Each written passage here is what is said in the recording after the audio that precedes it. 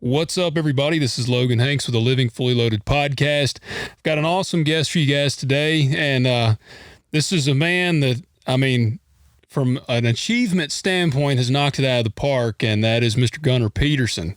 Gunnar, you have worked with some of, I could easily say the elite of the elite. And especially on a strength conditioning standpoint, man, I don't know that there is a level higher that you can go. So, man, I'm honored to have you on the show.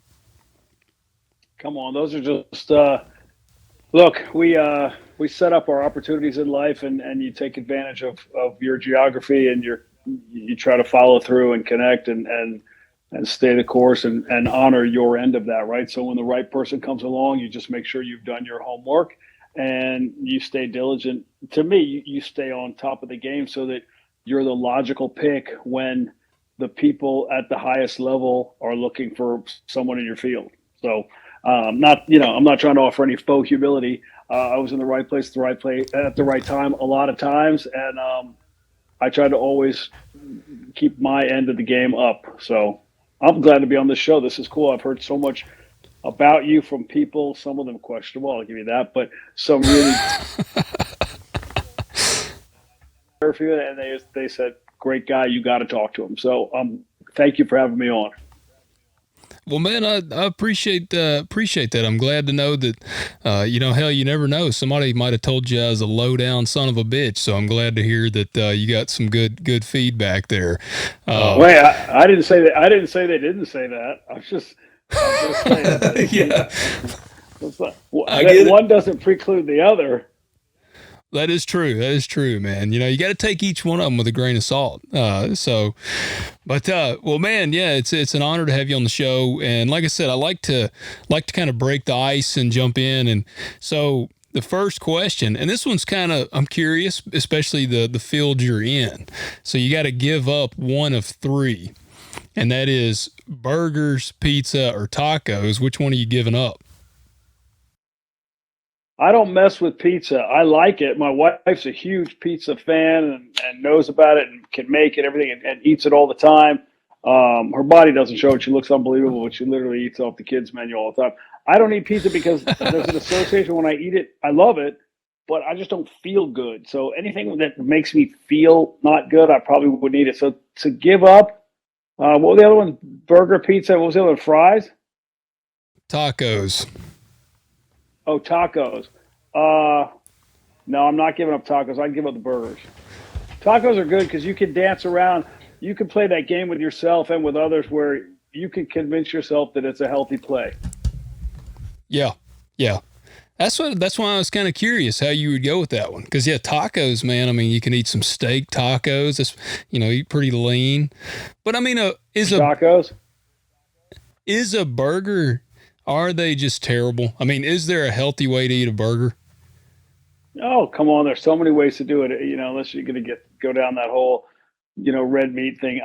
You don't eat meat or you're that person, which is fine also. But don't impose that on other people. That's how I look. That's how I look at all those things. That's whatever you want to do is great. Knock yourself out, but please don't force feed that to me, so to speak.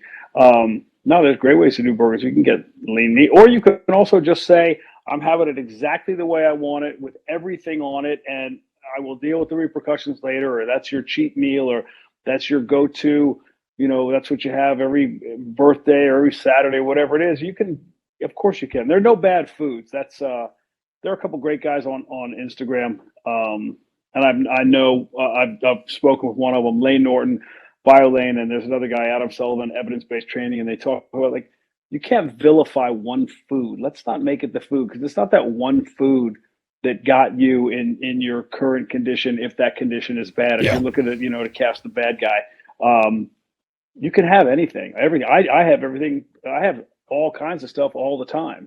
But I'm not gonna over. You don't let all the wheels come off, right? You don't overindulge in the food, have the alcohol, skip the sleep, and not train. That's where you got a problem. To me, that's the Yeah. balance I found, and I've been at it for a long time, and my weight fluctuates where I want it to, or when it's somewhere where I don't want it to be, I can pull it back, or I can push it up, or there's ways to control it if you're honest with your evaluation of your your overall approach. Yeah. Yeah. Well, you had a key word in there that I think a lot of people, when they start looking at their fitness standpoint, that they miss, and that's honest with it. And I think a lot of people, because you hear all the time, like, people are like, well, I don't eat that bad, or I do some exercise, or like I'm fairly active. But then if you take an actual step back and look, you probably eat pretty shitty. You probably don't do as much as you think you do. And, and we live in the day and age where it's like, man, hey, embrace just whatever you look like, man, that's great. And I mean, that's just a load of crap, if you ask me. Talk to me about your current regime. Like, what are you doing now? I want to make sure we're building on it, we're adding to it, we're not taking away. And he goes, well, I run 5 miles a day. I said, wow, that's okay, that's a lot. Did you run today? He goes, no, I didn't run today because I knew I was coming to you. I said, okay, probably good, and maybe the most fair way to evaluate what goes down between us now. So you ran yesterday. He goes, yesterday I didn't run, I was traveling, so I didn't run yesterday. I said, okay. Day before you ran? And he goes, I was working out of town on a film. We had an early call that day, and we shot all night, and then I traveled, so no.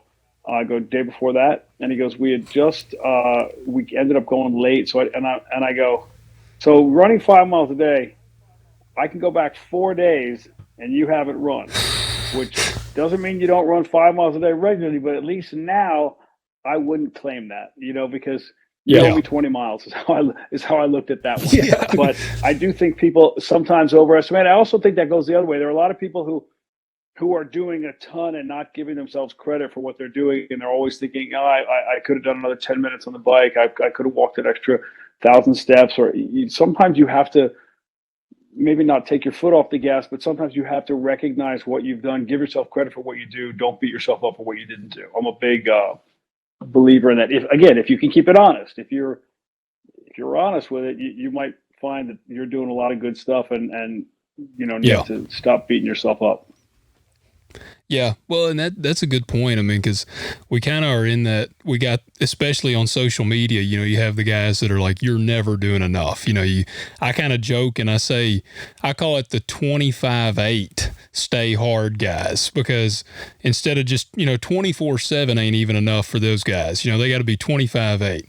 And that, I mean, that's not, I mean, hell, man, I enjoy my life. That's kind of the way I look at it. It's like, I'm not going to be a robot. I'm not here to just be a robot. So, yeah, man, I mean, I'm with you 100%. You have to find balance, and the balance is going to vary from person to person. Some guys want to party. Some guys want to have the pizza. Some people don't at all. There's no draw for them in that. But whatever your balance is, whether it's, getting extra sleep, whether it's have cocktails every night with your wife, whether it's go out and get blind drunk on Friday and Saturday, whatever it is for you, you got to find a way to build that into the overall, or else you're going to pay the price, because the check does come due. Yeah. Man, just your thoughts really on like I said, with the alcohol, because I mean, I'll tell you, a lot of my listeners, we really love our bourbon. Like I'm a bourbon guy. I mean, I got 2 bottles on the table right here. And my audience, they like their bourbon. So you're not having those today, are you? No. It's 150. I ain't quite that bad. No, like I said, I'll crack them open on Friday and Saturday. But, and I have 1 glass. Like I hold myself to 1 glass. I walk a pretty tight line on it. But what do you tell? I mean, do people, because I mean, man, you've dealt with some of the, I mean, I would say premier physiques. And I know it's going to vary. If a guy was wanting a physique like, Hugh Jackman and Wolverine, can he still enjoy his bourbon, or is that, to go to those extremes, is that a no? Yeah, I think it comes down to choices. You got to find out a couple things. Can you fit it into your calorie macros? I mean, if you're drinking so much that it's swinging the calorie needle over into, surplus, you got to pull that back or quit everything else so you stay within the calories. But then you're going to go, I don't have any quality fuel in my body, right? Yeah. Alcohol is a 7-calorie carbohydrate versus other carbohydrates, which are 4. So it's a toxin. Your body has to process it. It takes it a while to get through the body. for the body to eliminate it. And it's not a quality fuel source. So think about putting bad gas in your car. You can't drive it. You can't go as hard as you want to. You can't push it. You won't get the mileage. Same with your body. If you're putting bad fuel in there, it's hard to push it. Yes, you can overcome a lot, mind over matter. You can say, I'm pushing through this, but it's not optimal. So if you're looking for optimal physique and you can't put out optimal performance in your day-to-day life, whether it's your training, it's going to mess up the quality of your sleep. Also, you have to look, if you can't sleep well, you can't recover. If you can't recover, you can't train at the highest level. If you can't train at the highest level, you can't have the highest level physique. That's just how that goes. I mean, to me, that's simple. So can those guys doing those action films, can those athletes perform at the highest level, have a drink or two? Yeah, I'm sure they can. Would they be better off without it? I don't know. That's a discussion case by case. Some of them may not be able to function without it. Some of them may say that's what winds them down. That's what they like, that it's not doing anything bad. You'd be hard pressed to say that if so-and-so, who's a high achiever, did anything different, that he would have been a higher achiever, right? That's a tough argument to make. So I would say find your balance, find what works for you. If it's your bourbon or your tequila or your beer, whatever, you'll know. Like if you can look in that mirror and say, it's not hampering my performance, it's not hindering my relationships, my self-development, my weight, I'm in control with my physique, then, indulge. Unless there's some, religious or moral covenant that's holding you back, then it's case by case. Don't worry what everybody else does. I guess that's what it comes down to too, right? How do you feel? Yeah. So it ultimately goes back to what we started with, that honest, you just got to be honest with yourself. Because like I said, I mean, I feel like most people do know if they have a problem. Like you can pretty well figure that out. And I mean, I used to, when I was a machinist before I got back to farming, we were in tech school and there was a guy in there and his hands, they shook like crazy all the time. And that's what somebody said. I didn't know what that even was. I was 18 at the time, and they were 18, 19, and they were like, "Man, he's got the DTs," and I'm like, "What is that?" And they're like, "Dude needs a drink. He's dying for some alcohol." So, it's that's a bad place, man. I don't ever want to be dependent. That's one of the things with me and alcohol. Like one of the reasons why I cut back, it's like I don't want to be dependent on any stimulant or substance like that. But on anything, I don't want to be owned by pizza. Like that's how you opened this. Great, by the way, great opening. Way to curveball that opening question. But I don't want to be like, if I find myself coming home and every day I pop the freezer open and I have a Reese's. Like before I get home, nobody's around. That's also, I'm going back. That's kind of sneak eating. So that's not honest. And why am I having it? Just because that's what I have every day at 5:30. Like, is that some kind of weird appetizer that nobody else shares with me? If I'm having it just because it's my thing to have, and I'm not even thinking about it, I'm not even conscious, then I feel like it kind of owns me, and I'll quit on a dime because I don't, like you, I don't want to be owned by it, whatever it is. Something, even if it's just anything that owns you, I don't like that feeling. I want to know that I'm choosing this for the right reasons or the wrong reasons, but I'm well aware of the wrong reasons, and you go forward, eyes wide open. Oh man, yeah. I'm with you. I'm with you. Well, I think that's a great way to get into this, because it gives people an idea of some of your knowledge there, just barely scratching the surface. And so I know I want you to kind of take us back a little bit, because man, you were director of strength and endurance at the LA Lakers. Like that right there in itself, that's a pretty damn good title. Like when you got to that level, I mean, how did you get? Sir? Oh, did I lose you? Oh. Yeah, I got you now. Okay. I was just going to say, man, when you were with the LA Lakers, like that was early on in your career. Kind of guide us through how that all came to be. And I mean, man, for me, I would think that'd be surreal. I was with the Lakers. I was with the Lakers 2017 through 2020. I left recently. Oh, well, man, I thought that was one of the earlier grounds for you. No. I did the Lakers 2017 to 2020. Great time, terrific organization, great people from Jeannie Buss, Linda Ramos, Kurt Ramos, Tim Harris, the president, Rob Palinka, all the way down. Just everybody you dealt with there was top tier. Even Luke Walton was the first head coach I had. Then Frank Vogel couldn't have been cooler.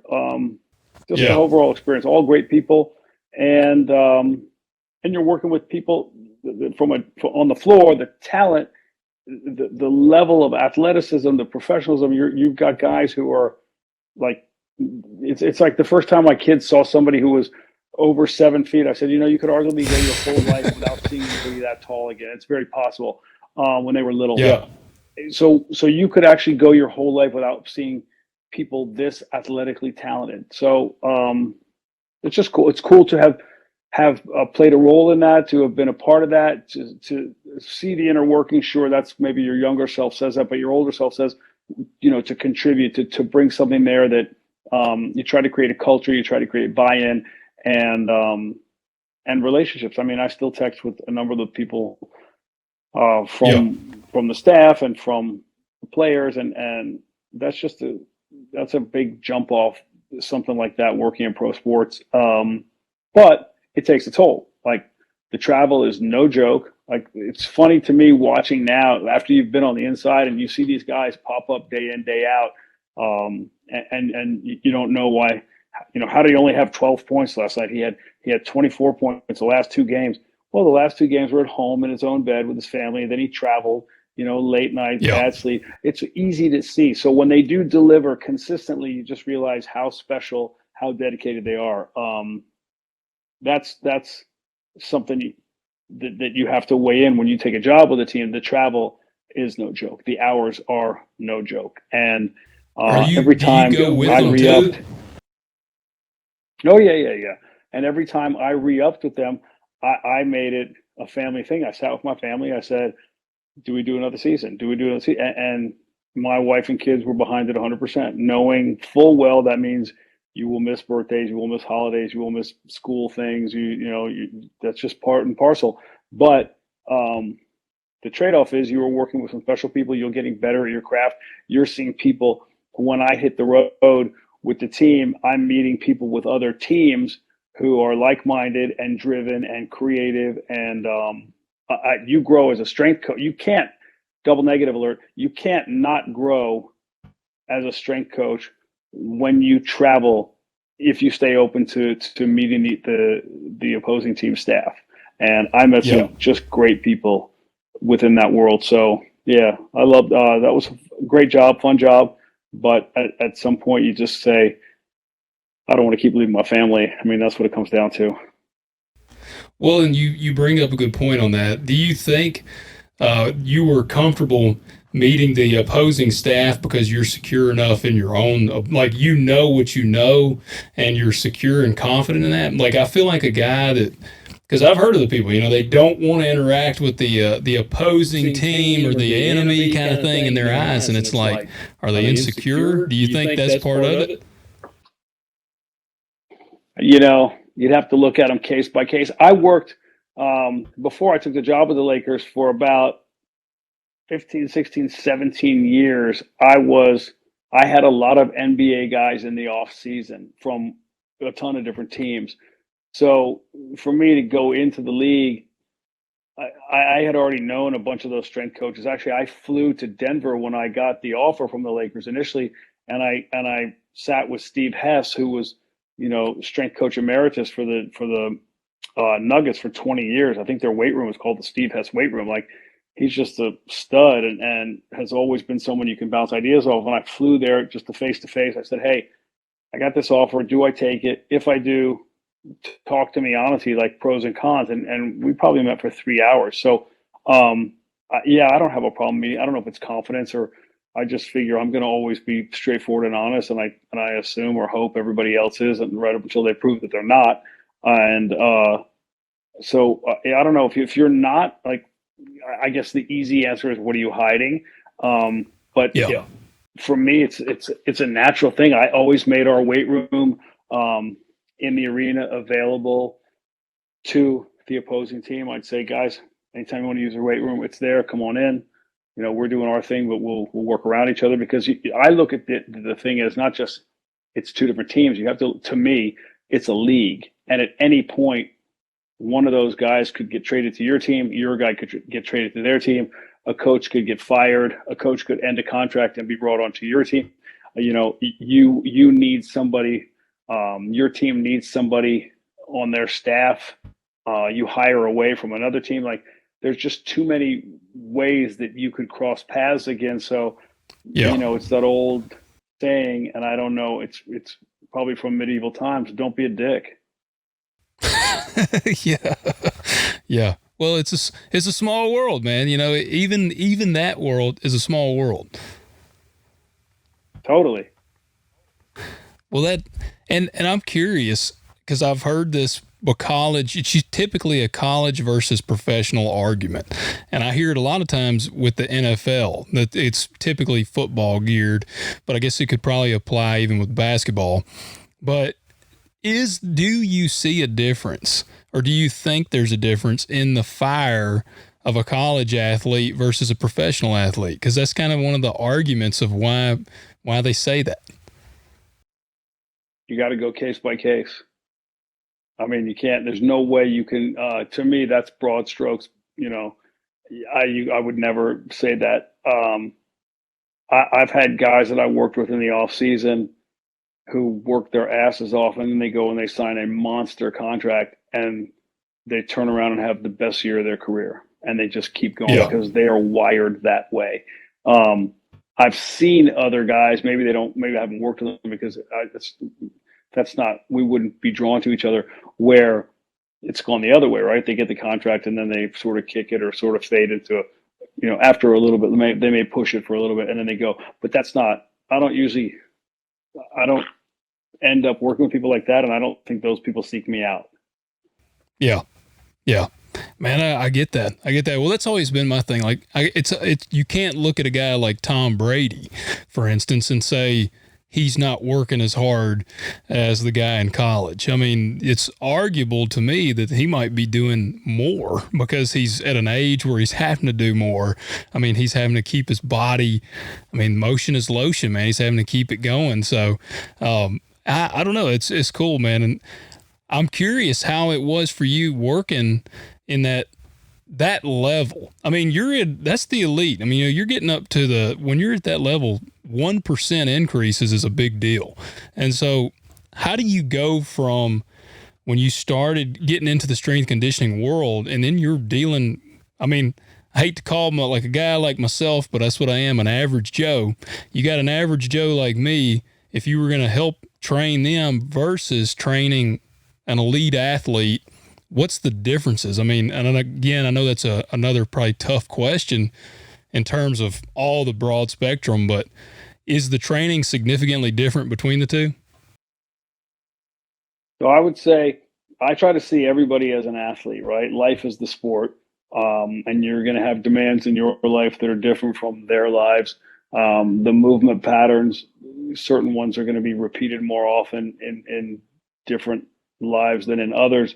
But at the end of the day, it's, a head, a torso, 5 pentadactyl limbs, bones, muscles, working 3 planes of motion. And the goal is to make it efficient. The goal is for me that everything you do inside the gym makes everything you do outside the gym better. And I'm going to train them that way. It might be baby steps at first with somebody who is, forget deconditioned, but take somebody who's just never done it before. You have to lay a foundation. You have to also keep them engaged. From my standpoint, I have to keep them engaged, right? It's not captive audience. They could just choose not to come back next week. It's not like I'm a PE teacher where I get these kids every single day and they have to do what we map out for them from a curriculum standpoint, right? So I try to keep it engaging without making it hokey, and you walk a fine line. Trainers do often, and some cross it, and some don't get close enough to it. So you have to find a way to keep them engaged and keep them progressing. Mentally, they're locked in, and the bodies will follow. As far as the difference, scheduling is different.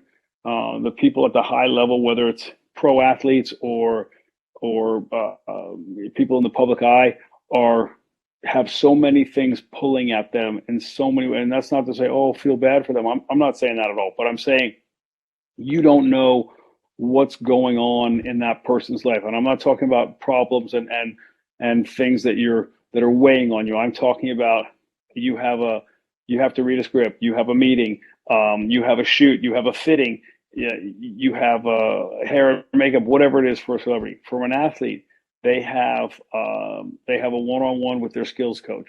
They have practice. They have athletic trainer stuff where they're getting taped or evaluated, or let's say they have something in the hip. Let's say a bone spur. They're going to get worked on with that. There's treatment. There's maybe there's cold plunge. Maybe there's hot tub. Maybe there's cryo. Then they have to leave. They have a meeting with their agent about an endorsement thing. Then they also may have a wife, a girlfriend, family, whatever it is. So there's so many things pulling on them. The training has to find its way into the schedule. It can't be denied. It can't be an afterthought. So that's, to me, the difference with those people is finding a way to fit it in and to fit it in consistently so that it's not a stressor to them, right? I don't want it to be a thing where all they're thinking about is their workout that day. I want it to be, I worked out, I showered, I ate breakfast, and then I crushed my day, or whatever the sequence is, or I did my day and then I go for my workout and then I go home. However it is, you want it to flow. That's what I would say. Yeah. It makes me think of the old thing. It's funny when I see people say they'll look at an athlete or they'll look at a movie star and they'll be just shredded. And the comment on social media or something will be, well, if I was getting paid millions of dollars to look like that, I would too. Well, how about before that person was getting paid millions of dollars? They were trying to look like that in order to get millions. I mean, that's what Chloe's show about Revenge Body was about. Like, these people came on the show. They wrote in. They literally auditioned for it, and they put videotape together. And all the people who say, well, if I had a trainer, if I had a chef, if I had this, well, okay, here's a trainer, here's a chef, here's a food program, here's a nutritionist. Yeah, still are struggling. Like, it's not that easy. There's a discipline. They're digging deep. Yes, some of them genetically predisposed, or they show up and they're already at like a level 7 and they're trying to get to a 10, versus somebody may show up at a level 2 and they're trying to get to a 10. Yeah, of course, but you don't take away from someone else's achievements to feel better about your own lack of achievement. Yes. Yeah. Yeah. No, and I think that's just this age. I mean, the age we're in, man. I mean, people don't want to, there's no ownership. So, man, I wanted you to kind of tell us, like, how did you find yourself in Beverly Hills training celebrities? I mean, I'm a movie buff. Like, that's what I grew up in. So that's pretty badass. So we lived all around as kids, formative years, Houston. And then my parents moved overseas and I went to a boarding school in Switzerland. I came back, I went to school, I went to Duke. Then I went out to LA. Actually, I stopped in New Orleans for a couple of years, which was unbelievable. Great city. It was like, at 22 years old with a little bit of money in your pocket, you think you're a king, and it's like just some prolonged happy hour, and you got to get out. But what a great city that is. Anyway, I came out to LA and I was there 35 years, and I said to my wife, "Babe, it's time for a change." It's like LA's changing now. A lot of things are different than when I first got there. I have older kids, but I have little kids too, and I just thought, I don't want these guys. I want them to grow up somewhere where there's I joke with her, I don't want to open the car door and always worry what I'm going to ding. Like, I want to be able to open the car door. And she's like, that's such a weird like bucket list thing. I thought, okay, well, that's mine. And my parents moved all over the world, lived everywhere, and they came and they found and they bought a farm in outside of Memphis about 12 years ago. And my parents are older, and then I thought, I want to be closer to them. I want my kids to have that experience, and my lease was up at my gym in LA, and my older daughter Sloan was going off to college. She went to Duke, And I thought there's just a lot of things lining up. It's like this. It's Yeah. all. And then we got an offer on our house, and the house wasn't even on the market. And I said to my wife, "This is. I mean, I don't want to get into this as a sign, but like there are a lot of things saying to me this would be a good time to go. I'm not saying you have to go, but I'm saying things seem to be lining up and pointing. Life's an adventure. Let's make a move." And she did, to her credit. Wasn't 100%. Probably isn't yet, but she's so much better about it, and she's created an incredible home here for us. And I got a building here to put my gym in, and just it's the next chapter. And you could explain it away a number of times, or you could dig deeper into it, or you just say people make moves in life. I said to her, Yeah. what if I was on a team and I got traded? And she goes, no one's trading you, you're opting out. And I go, okay, well, what if I was on a team and I opted out and I wanted to go on another team? And she goes, what's wrong with this team? And I'm like, I hear you, but there's something. I just want to be. I'm ready for another chapter. There were some things in LA, like the rent in Beverly Hills, as you can imagine, is prohibitive. Not landlord situations get sticky. The way the city has changed, it's just, I don't think it's an ideal environment for little kids. She has friends and family there. I have friends, no family, but her family's like my family. So that is hard to go away from. But also with FaceTime and with Zoom and with phones, and I mean, you're never that far away. And we've had people visit here, and we've gone back, and so that's how I got here. I think Nashville's a terrific city. I think my business model works here. I don't know that it does closer to my dad, and my mom passed away. So this was just a good choice. It's a cosmopolitan city. It's a growing, booming city. There are professional teams here. There are top universities here. The people are just so solid, and I mean, it sounds so trite. They're nice. They're just nice, and I'll take that, and I'll have my kids be raised with yes sir, yes ma'am. And I like that my son comes home from school. He can't be outside fast enough. He's not inside. And you can say, well, that's the parenting. If you let him go inside in LA and let him get on an iPad, that's on you. All right, you're right, it is. But here, it seems like a more natural course for him to want to be outside. My daughter's thriving here. And you can say, well, yeah, but they're thriving. That's the age. They could thrive anywhere. Yes, they could. You're right. But here it seems to just, I'm back to that thing with the flow. It just flows here. So that's how I'm here. Yeah. Yeah. Well, man, I mean, I've been in Tennessee all my life.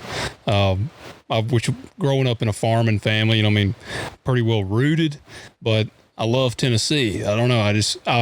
I've traveled around. I have not ever made it into California. I was in Vegas as the closest I've ever been.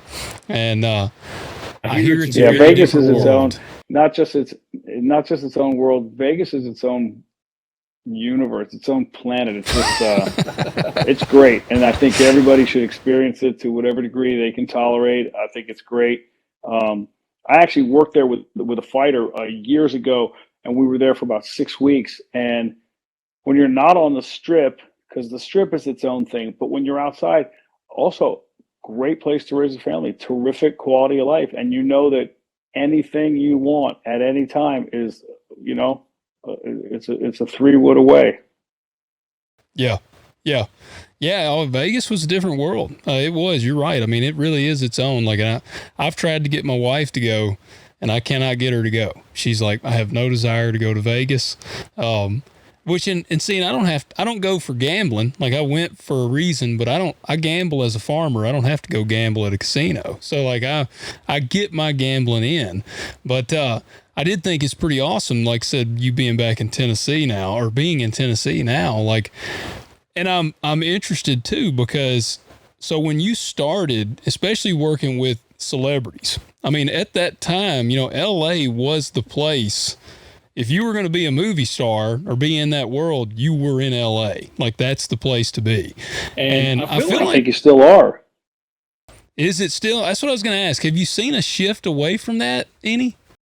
No, I mean, a lot of places have their hubs, and there are influencer people who come out of everywhere, including, here in Nashville. You see them, and a lot of the big cities have them. But entertainment capital of the world is Los Angeles. It's just, yes, New York has its thing, and other cities have their film festivals and their places where you can where there are projects being done, of course.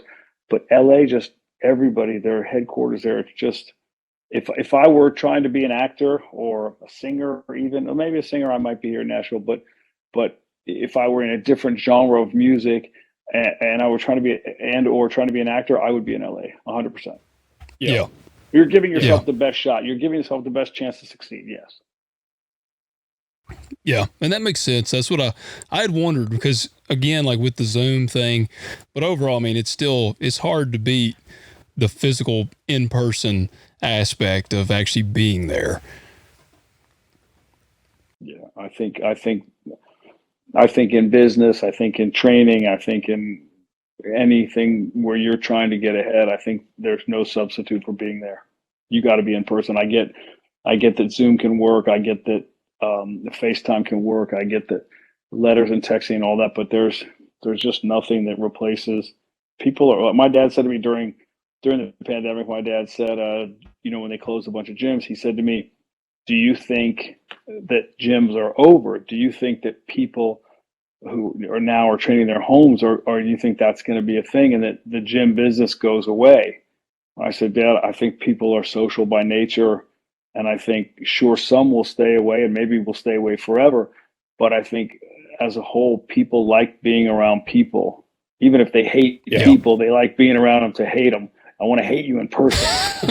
So I said, I don't think gyms are going anywhere. I think there's, the world is changing. Stuff is going to be different, but I think eventually it all goes back.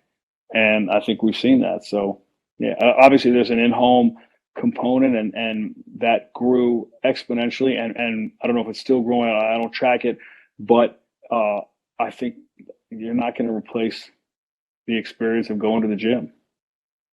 Yeah, there is a camaraderie. I mean, I think that's really one of the big things with CrossFit, why it's been such an explosive thing over the years, is really more than anything the camaraderie that takes place in those gyms. I mean, those people become like a family, and so it's pretty cool. That's a form of group exercise, right? I'm not trying to say, CrossFit is spinning, but CrossFit starts at a certain time and ends at a certain time, and people do it together. So to me, that's group exercise, right? Yeah. I don't want to CrossFit people mad at me saying, don't make what I do akin to a step class or a spin class. But it's a class format versus you roll in anytime you want and do whatever you want, right? Open gym, big box style. I think there's a place for both of those. I think you're right about saying that vibe and people feeding off each other and needing each other. I think that goes a long way, and I think it will continue to do so. Yeah, I think so too. I just, like I say, people feed off of that in general. And now with your gym, how do you, in a world like this, because I know quite a few of the coaches in the world, just from my contacts at Sornex, I've gotten to meet quite a few cool people in that field. How do you go about setting your brand apart? What do you do to kind of etch out your place in the stone there? You mean how to start a business here?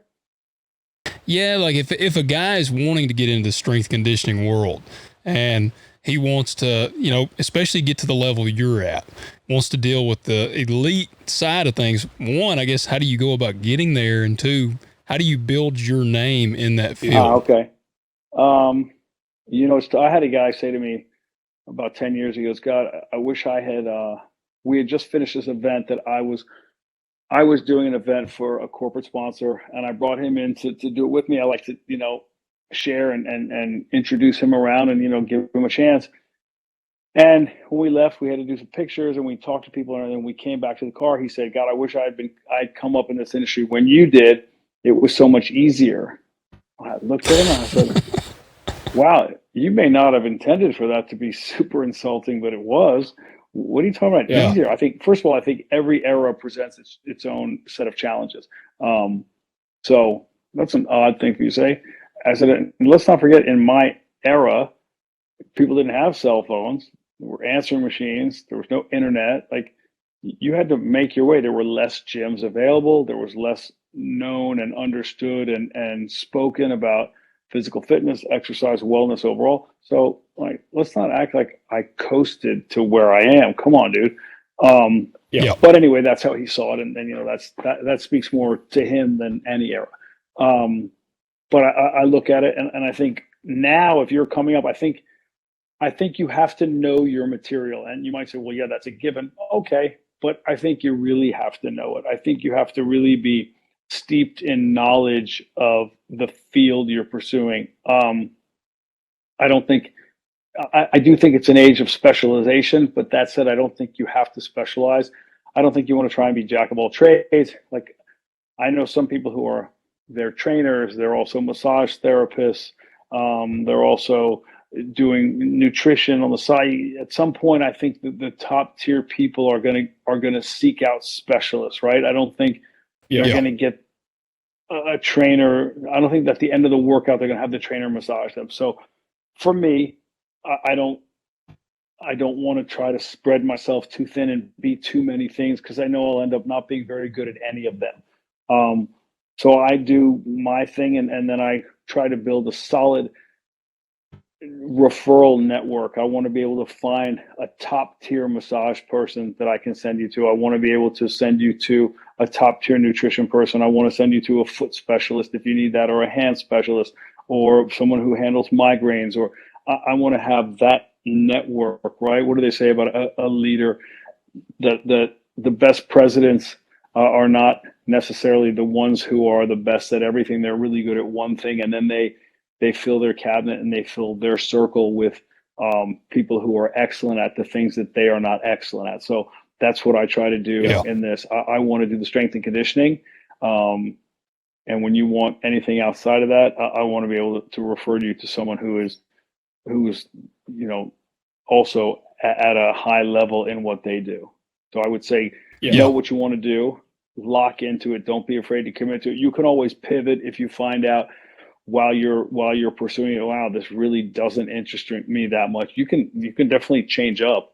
I would say return all calls, texts, and email in a timely manner, even if it means at the end of the night you write to the person, and I've done this, so voice of experience, hey, sorry, I owe you a text. I didn't get to all these today. I'll hit you tomorrow.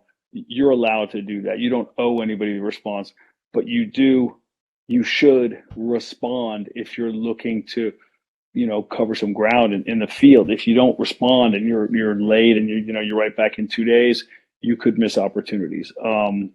Be thorough. Don't be married to any theories if you can't back them up with science. And even some of those, understand that there may be something else backed by science that dethrones what you're locked into. A lot of people are married to certain things as it's the end all be all, and it's not. And a lot of the stuff gets exposed very publicly, and the people who are exposing it will pull you in and say, look at this guy, he's a clown. He espoused this type of training, and now we know. And then you see some of those people make the mistake of doubling down and fighting back. You're just like, there's a great T-shirt out there. It might be Lane Norton's. It's like, science is greater than your feelings. You have to understand that even if you believe that with your whole heart, if there's a scientific study, a peer-reviewed study that came out that disproves that, you have to say, I like doing it, but it's not proven. I mean, you can say that, but to sit there and act like it's the one thing, you discredit yourself. Yeah. Be open to change. That's long-winded. Sorry. Be open to change in all things health and wellness, because there's new information coming down the pipe every single day. Yeah. Yeah, you made me think of facts over feelings. That's one of the big things. And we're very emotion. Yeah, we're an emotion driven society these days. It's I feel like there is a lot of emotion going around, and so yeah, facts can become a little skewed these days. But and be open to change. I feel like that's something, especially in the functional training that we've seen. I know you're a fan of the functional, and I've seen you do I guess I'm terrible with some of the names, but like the Bosu ball, but you have the one that's like, what's the one where it's actually kind of elongated, and I've seen you do push-ups on it and various, Terracore. what are they called? Yeah, that. It's called the Terracore. I'm just looking up because I have it over there. I used it for 2 different movements today in a workout with a guy. I had a guy do plyometric push-ups on it, and then I had him do a step-up clean and jerk, but coming up to that unstable surface. So, yeah. I'm really enjoying seeing all the functional stuff. And then there was a guy I followed that used to he would do squats on a Swiss ball, and it looks dangerous as crap when I'm watching it, but risk reward. Like, does it need to be that unstable? You could do it on a Terracore. You could do it on an RX pad. You could do it on a WAF. If you look at the WAF product, WAFF, Fabrice Gauthier, the osteopath, he's the osteo for the French national team. That's a terrific product and way less likely to get injured than standing on a Swiss ball. So stability ball, you're just like, what are you doing? I mean, cool circus trick, cool party trick, but risk reward. Yeah. Well, why are they so effective? I mean, is it engaging different? If I were to just go and get under a barbell squat, and I was just going to do flat foot barbell squats versus doing them on the Terracore, any of those things, like why? Like, what the heck is actually going on in the body when you're doing that?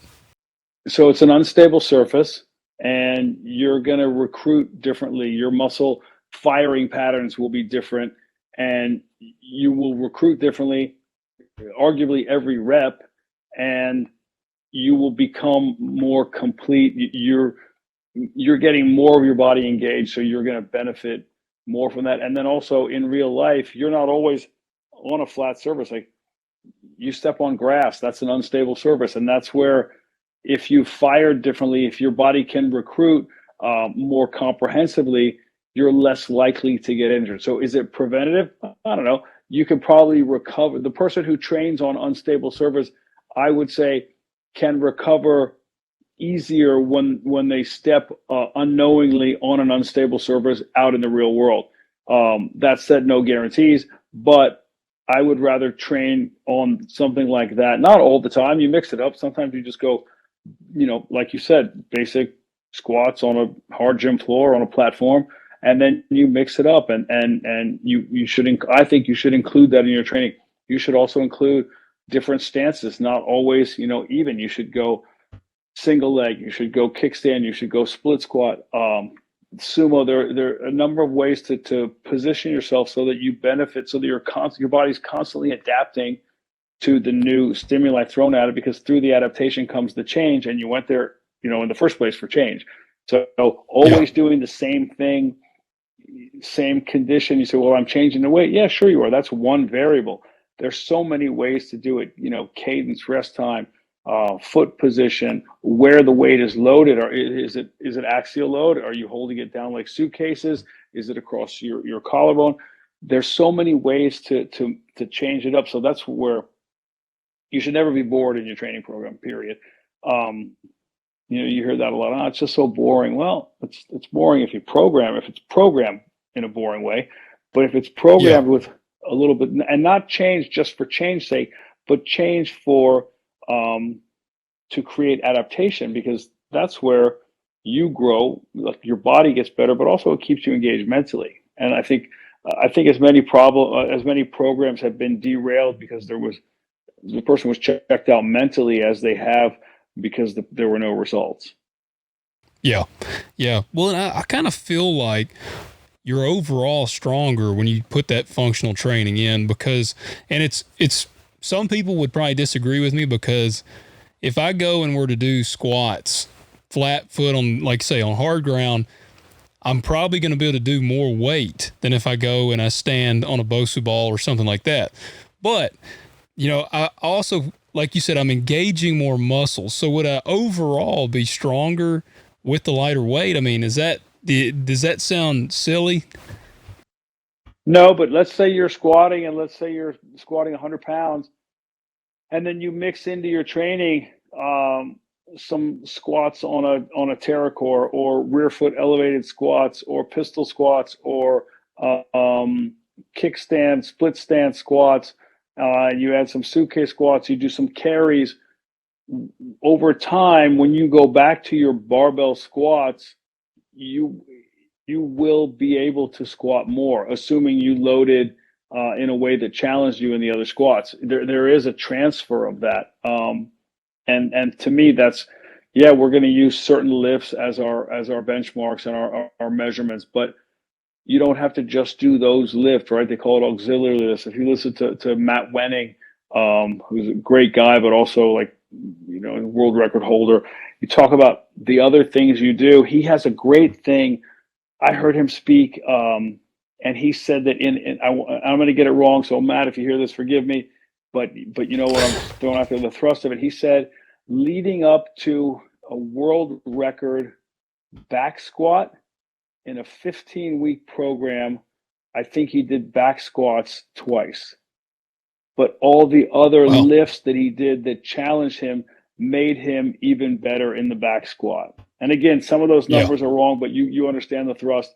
And to hear that from a guy, this is not like, Joe Gym guy. This is a guy who is a world record holder. I want to say he benched 500 pounds when he was 19. Like, he was in some very rare air very early on. And when he talks about his training and how you mix it up, but you don't mix it up just, you don't just stick it in and shake it. Like, there's a reason that you follow certain programs when you are mixing it up, and the benefits that he has that he speaks to are astounding.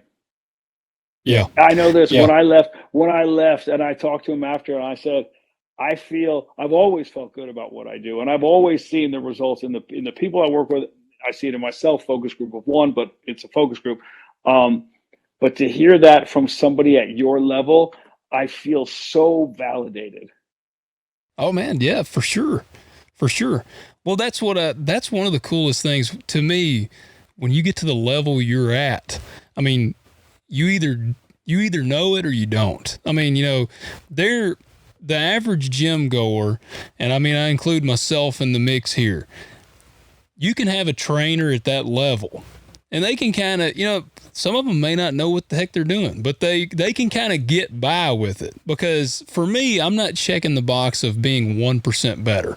Like, I'm not at that level. If I'm consistent, my bench will go up, my squats go up, kind of thing. But when you get to the elite level, I mean, that's where you separate out the guys that really know their shit and the guys that don't, because it shows. Then you also go, what's the end goal? Like, for you, is the goal for the numbers to go up, or for you, not meaning you, but a person, is the number, is the goal for the poundages you're lifting to go up? One, is the goal for you to be able to have more energy for your spouse? Is the goal for you to be able to be more interactive with your kids rather than on the sideline, you're actually on the field? Is the goal for you to be able to perform better in a certain sport? And I don't care if you're an NBA player, or if you're just playing like weekend pickleball with people, whatever it is, are the goals, meaning not just within the workout itself, is everything else getting better? Are you progressing? Or is the goal, for some people, their goal literally is, older people, I'm talking about, I'm thinking of a couple cases. I just want to be able to keep doing my walks every day, and I don't want to feel like I'm old and I can't walk. That's a very valid goal. Yeah. Yeah. So what are we doing to make sure that you have the leg strength? What are we doing to make sure that you have the cardiovascular capacity? That you have the balance?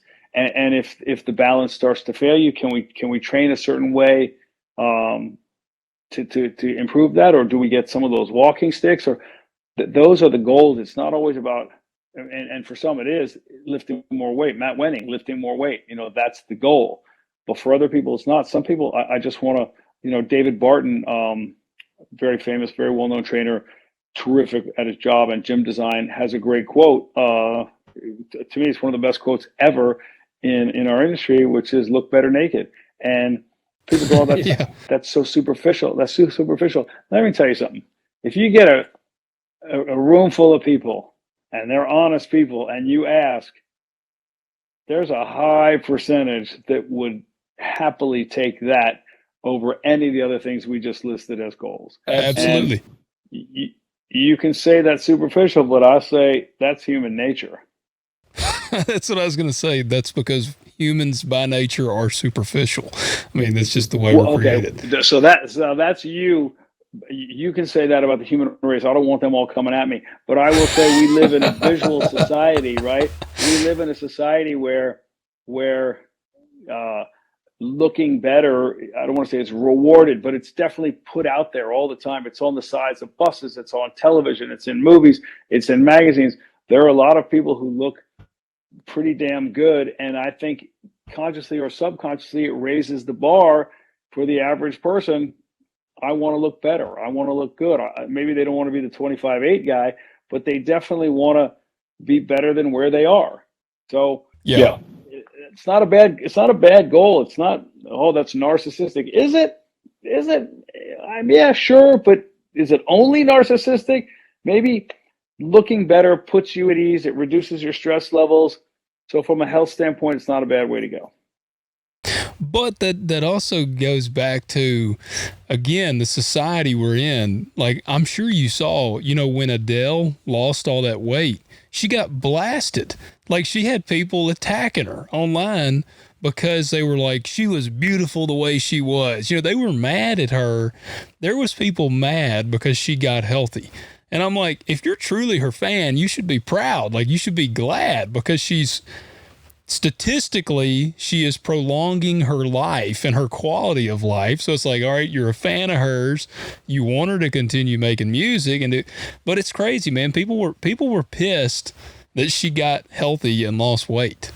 But what if you take health, longevity, fans, all that stuff out of the equation, and you go, what if that's just what you wanted to do? What if you give a kid the freedom and you say, like I would say to my kids, look, you're perfect just the way God made you. You're perfect as you are right now. You're perfect, right? Let's not judge it.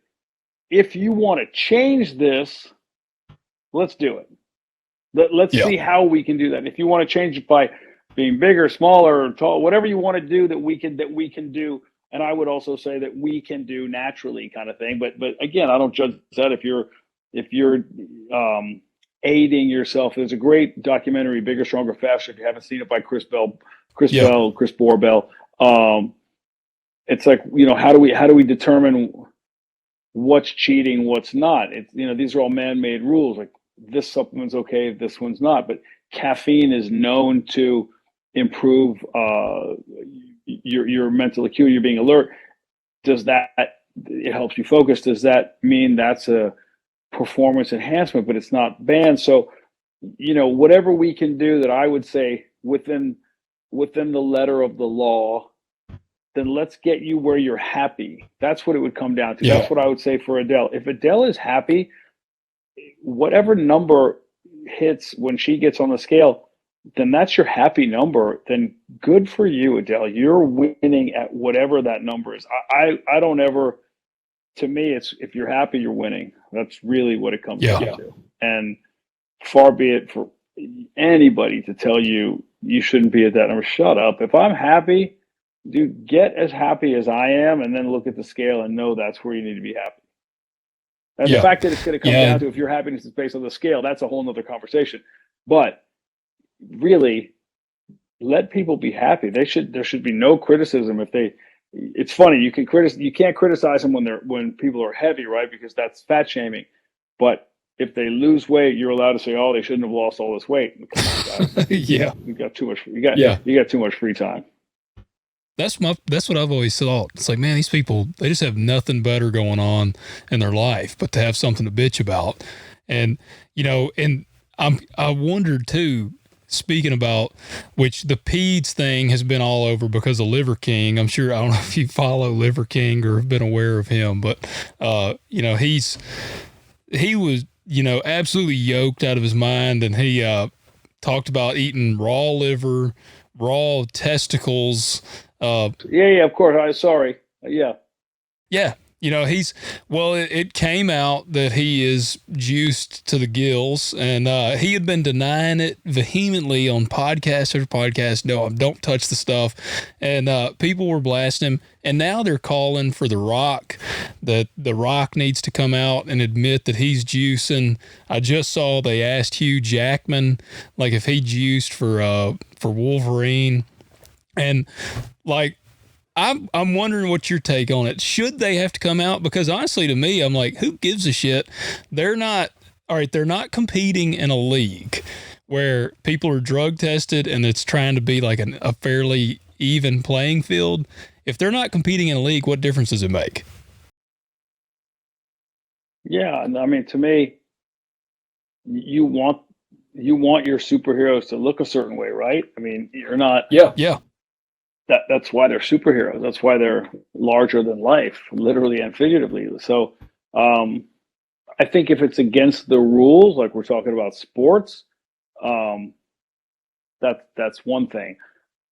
If it's a ban, but that's funny thing is you can get what do they call it? A TUE, temporary use exemption in sports. Like some guys have low levels of whatever it is, and they can get from a doctor a temporary use exemption. So then you got to go, but already now that's tough because that means they are getting help. I thought if a person doesn't have the levels, maybe they just can't compete. I don't know. It gets a little tricky in that arena. I don't think anybody should be calling for anybody to admit or talk about or tell anything they don't want to tell you about. I don't think anybody owes you or the public or me the breakdown of what they do in their day-to-day life. If they want to talk about it, fine. I think when you're asked a question, I don't think you should lie. I think you can duck and parry and not answer. I think that's fine to not answer. Well, lying by omission, okay. But if they're not telling you directly, like you're getting, I don't think those people, celebrities, owe you an answer. I think what they owe you is to put their best performance in their work, whether that means, and it does mean their look as well as how they hone their craft to embody the character that they're playing. Other than that, what they eat, what they do, where they sleep, who they're with, in my opinion, it's none of our business. If they want to share it, cool. If they don't, then they don't owe you that. I just don't think they owe you that. They already have a lack of privacy that we'll never understand. Like, never understand what it feels like to know that every single place you go, people, they knew that going into it. Okay, sure. But knowing it going into it and then experience it are two different things. And you can't predict your behavior in such bizarre circumstances. So I don't think they owe you like their morning breakfast routine ritual or what they do in the shower or what they ingest. I don't think they owe you that, but that's me. Yeah. No, and I agree. And I'm certainly not asking them. Yeah. Yeah.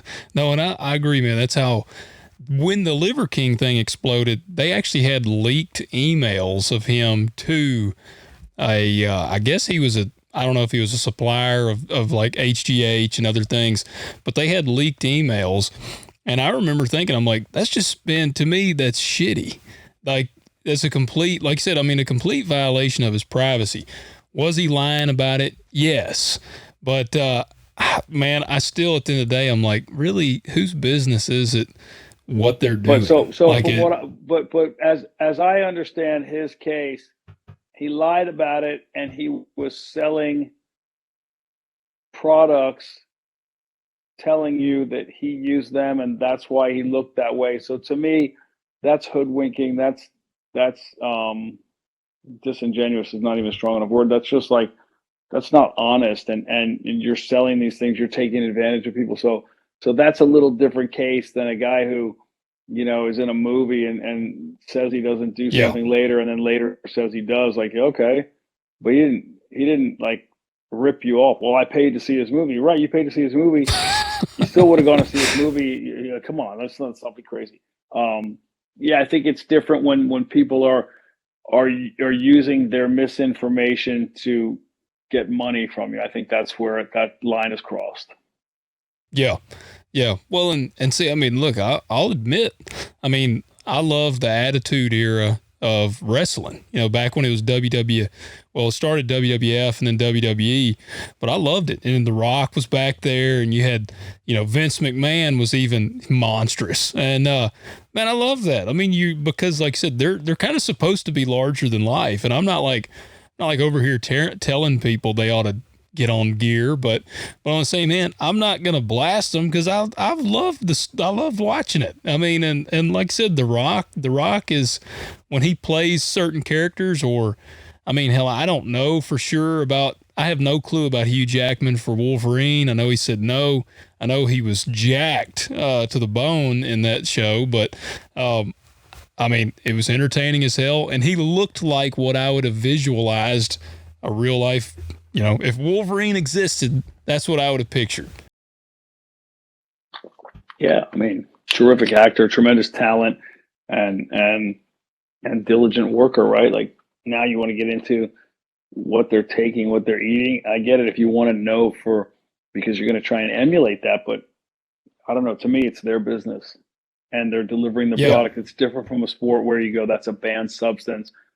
They can't take it, and all these other guys are not taking it. There was a very funny bit that, Tosh Point oh, Tosh, the comedian. yeah, He did yeah. a great bit where he said, I would just make everything legal and let them get up to 500 pounds and be able to run 100 miles an hour and come down the field and just smash each other, blow up, and then bring out the next guy. And I thought, it's a funny bit, but you just think the league that allows, it's never going to happen, but at some point, either they make these exceptions. This is allowed, that's allowed. Oh, this is allowed, then it's not, then it is. In this form it is, then it's not. It's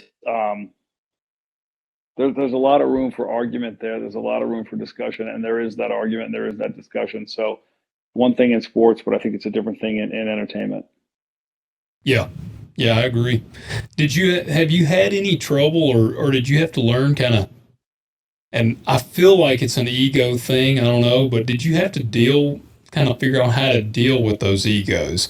Or did you see much ego issue when you started dealing with that level of people? No, I mean, honestly, knock on wood. I had such good people. Just everybody who, even here in Nashville, just the people who come in here are good and easy and cool, and the ego's there, and sometimes you understand it, but they didn't. It doesn't flare up. Maybe I don't bring that out in people, and they sought me out, right? They came to me for what I do to Yeah. benefit them. Like, there's no reason to come in. There's no reason to engage me and then come in and have an ego. Like, that's no reason for that. So I didn't get a lot of that. Well, man, that's the big thing. I was going to ask, and kind of as we're wrapping it up a little bit, if you had to pick, you're going to work with only professional athletes or movie stars, which one are you going to go with? Oh, I love the performance of the athlete, and I love the mindset of them. There's something about the movie stars or actors. There's something about them. Some of them are so. I mean, I've said this before. Like, Sylvester Stallone is the most entertaining person I've ever been around. Like, he has a take on any topic. He's so educated. He's so well spoken. He's so funny. Like, how do you not want to be in a room with him? So maybe he splits that in terms of he's an actor, but he's also an athlete because he's an accomplished boxer. I don't know. I love being around the athletes, man. I love how they work. I love how they get after it.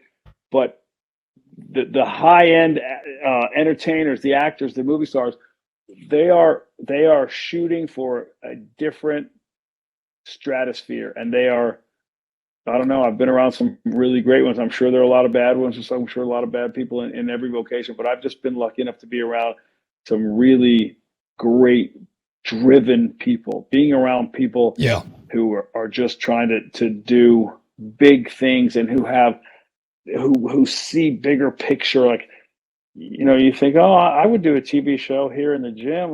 Gunnar, come on, dude. Like, these people are talking about just massive productions and pyrotechnics and bringing in a cast of people who you could only imagine, and you're just like, how are you going to do that? And they get it done. I love being around it. It's so empowering. It makes me go, I can do anything. When some of those people leave my gym, I think whatever thought I had, it's too small. I could go bigger. And so Yeah.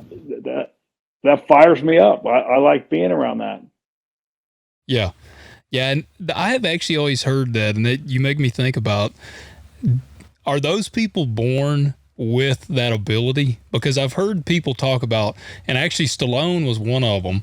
A guy was saying when he met him, he said you could feel the presence of a movie star. And he was like, I know that sounds really, he was like, that sounds weird. But he said you could just tell, like the guy was in the room and you felt his energy when he was in the room. Is that something they're born with? I don't know if that's something they're doing, or maybe that's just something you're doing internally because they're movie stars. Are you, I mean, like, if you didn't know who he was, would you feel that when you're in a room with him? I don't know. I know that he has an incredible presence, not just physically, but there's his voice is just. I mean, I couldn't say enough good things about the dude. He's terrific. And the stories are great, and even not stories. Like, I can't tell you how many times he would say something that was so funny, and I turn and I look and I go, please tell me you've said that before. There's no way that is off the top of your head. And you just look at me, go, off the top of my head. And I go, wow, you got to trademark that. It's the fun. And so you wouldn't want to pass up being around that. I don't know. There's just, I've met some great people in my life, again, knock on wood. Fortunate, just lucky, man, just lucky. And you got to take them all for what they are and how it happened. And I wouldn't trade a minute of it. Yeah. Well, man, I'm envious, man. I'm envious of the people you've gotten to interact with and meet and stuff, man. It's a lot of them are my heroes growing up.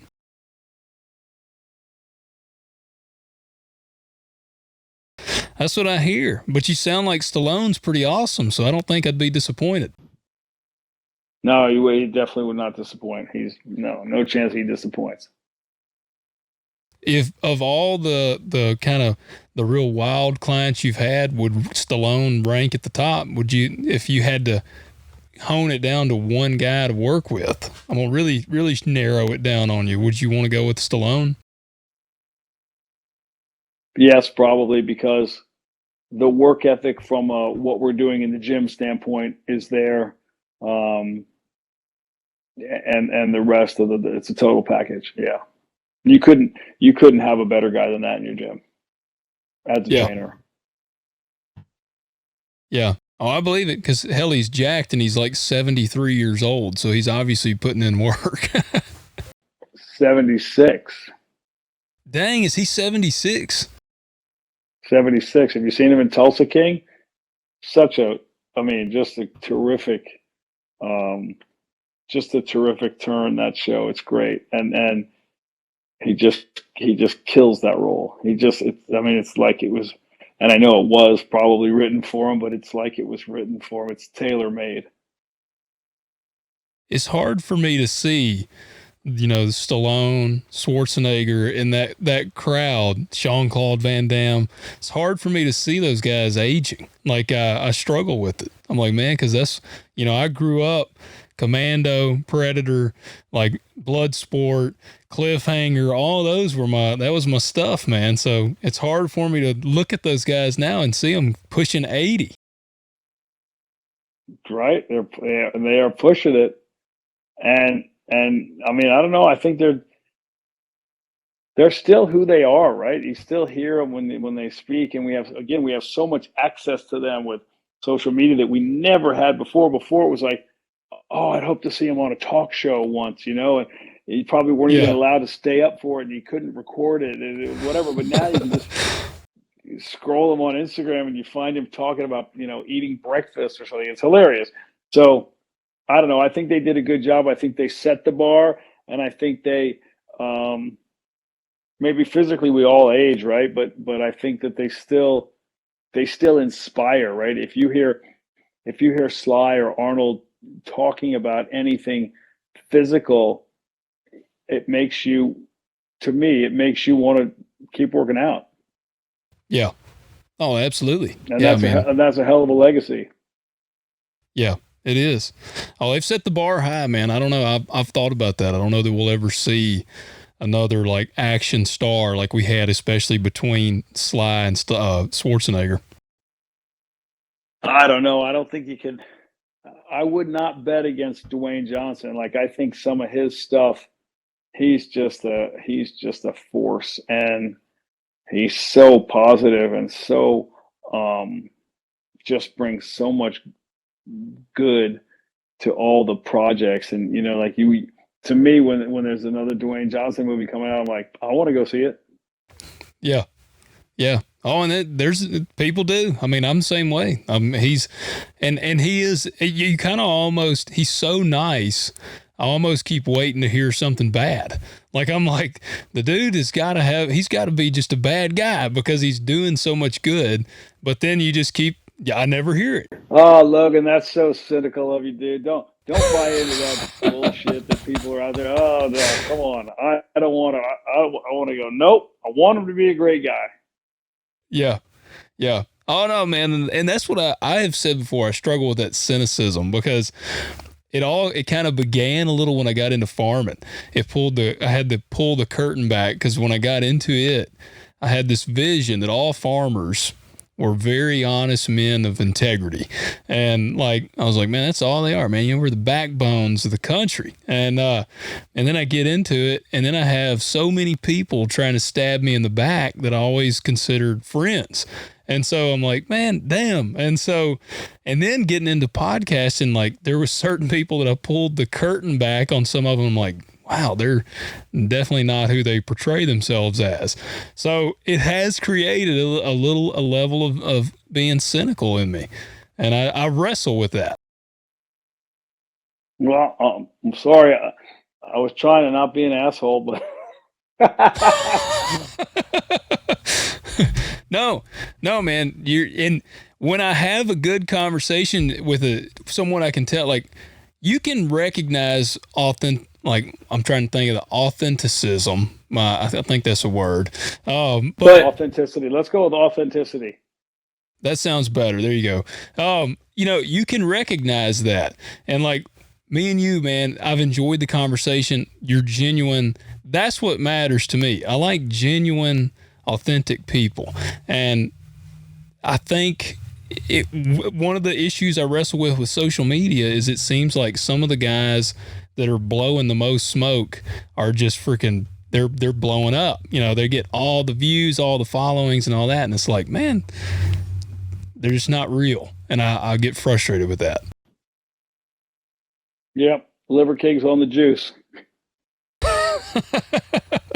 He is on the juice, man. He's on the juice. I don't know. I literally don't know who was surprised. Was anybody surprised? Are we at the point where anybody went, no, I'm shocked? Come on. Man, I don't know. And there was a lot of funny stuff that came out of it. I mean, I saw people comment and they were like, man, I've been eating raw testicles every day for a year thinking I was going to wake up looking like you. And now I know it's not going to happen. Like, so it was, I keep thinking comedy is going to save us, like where we're at in the world, because we're seeing comedians stand up. Dave Chappelle, he's taking a stand. And then memes, man, everything is made into a meme these days. So I'm just holding out that that's going to help us. Yeah, I don't know if you live scared, like you don't want to end up being a meme, but maybe